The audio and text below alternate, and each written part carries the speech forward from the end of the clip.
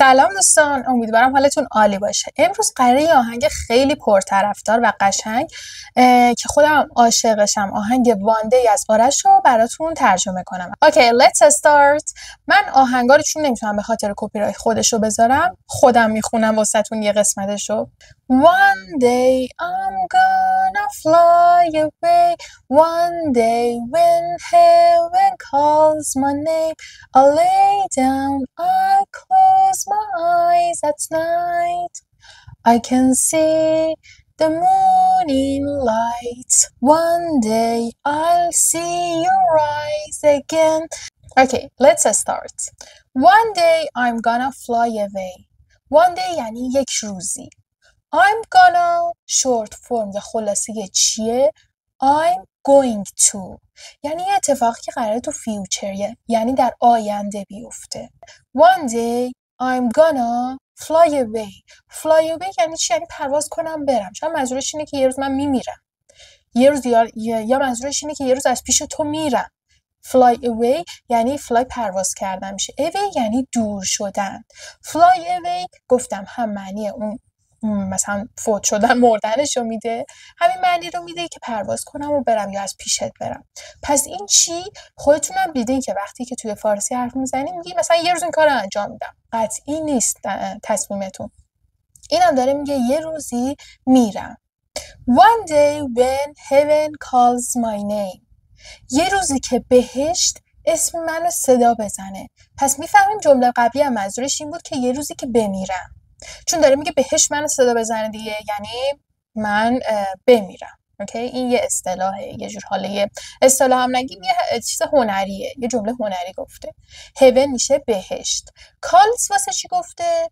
کال میدونی که هم نامیدن میشه، زنگ زدن میشه، صدا کردن میشه، معنی‌های مختلفی داره. حالا واسه چی نگفته کال، گفته کالز، به خاطر اینکه اسم سوم شخص گرفته. هیون چیه؟ همون ایت دیگه، میدونین ایت و هی و شی اسم سوم شخص میگیره وقتی فعل باهاشون میاد. هیون الان نقش چی رو داره؟ هیون همون ایت الان دیگه. پس منظورش این بود که it calls my name.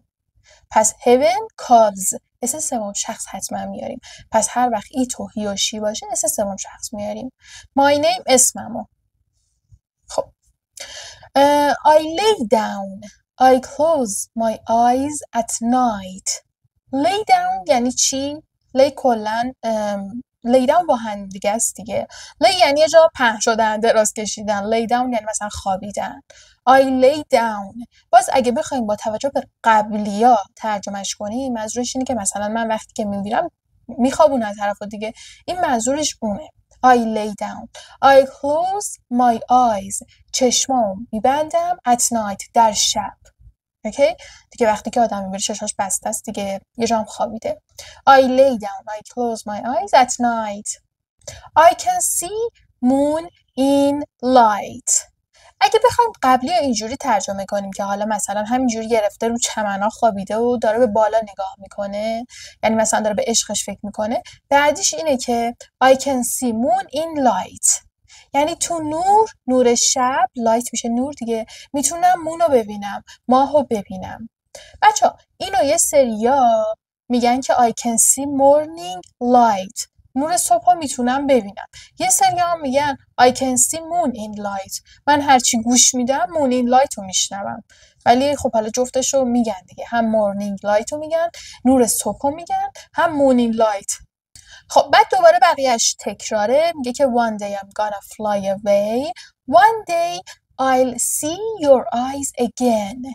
بچه اینجا رو ببینید، اون قبلی I'm going to بود ولی اینجا دیگه will آورده. اینجا ویلو من در آینده چشمای تو رو دوباره میبینم. چشمای تو رو حتما دوباره میبینم. One day I'll see your eyes again. Again یعنی دوباره. خب بچه بریم یکم از قسمتی که آرش میخونه که فارسیه رو براتون انگلیسی ترجمه کنم. میگه صبوری کن و دور شو از غم. Be patient and don't be upset. Don't be sad. Don't be so sad. به فردات امیدوارم. I'm hopeful about your tomorrow, your future. اینجا بگیم future بهتره. منظورش این نیست که به همین فردات امیدوارم. منظورش اینه که به آینده‌ت امیدوارم دیگه. پس میشه چی؟ I'm hopeful about your future. It means their relationships future. Okay. منظورش آینده رابطه‌شونه. میگه هوا تو از دور هنوز دارم. هوا تو از دور دارم. I'm behind you. I have your back from far away. یعنی از دور هوا تو دارم. دل من هنوز پیشت گیره. I'm still in love with you. یعنی من هنوز عاشقتم. نگو که دیره. Don't say it's too late. Don't say it's too late. جدایی یک روز از بین میره.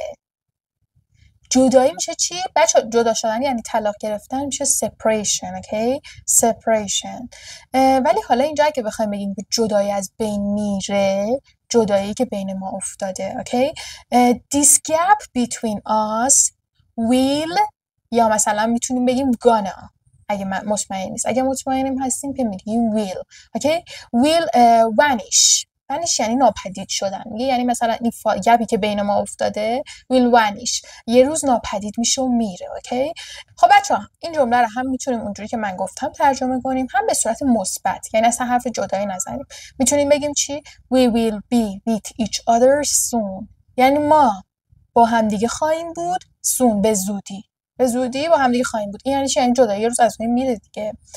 خب دوستان اینم از این آهنگ، امیدوارم لذت برده باشین. حتما نکات رو یادداشت کنید. اگه دوست دارین بازم واسهتون ترجمه با آهنگ بذارم، لطفا کانال منو سابسکرایب کنید، ازم حمایت کنید، چون یه کانال نوپا هست و من به این حمایت ها نیاز دارم که انرژی بگیرم که براتون زود به زود هفته چند تا آهنگ بذارم. غیر از این باشه هفته یه دونه بیشتر نمیتونم بذارم که کانالم آسیب نبینه. Love you guys. Bye.